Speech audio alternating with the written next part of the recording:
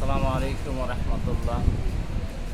সম্মানিত মুসলিম ভাই ও বোনেরা, আপনারা জানেন আমাদের অত্র প্রতিষ্ঠান মসজিদ মাদ্রাসা এতিমখানা। এখানে আপনাদের সার্বিক সহযোগিতায় আমরা এই প্রতিষ্ঠানটা চালাচ্ছি।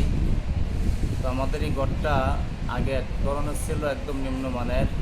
এটাকে উঁচু করে অ্যাঙ্গেলের দ্বারা নতুন টিন দ্বারা করতে অনেক টাকা খরচ হয়ে গেছে। আমরা ঋণে আছি, কিছু কাজ এখনও বাকি আছে। আমরা দেখতেই পাচ্ছেন ভিডিওর মধ্যে যে আমাদের অলরেডি এই মুহূর্তে 4টা ফ্যানের প্রয়োজন, 4টা সেলুন ফ্যানের প্রয়োজন আর 2টা অ্যাডজাস্ট ফ্যানের দরকার।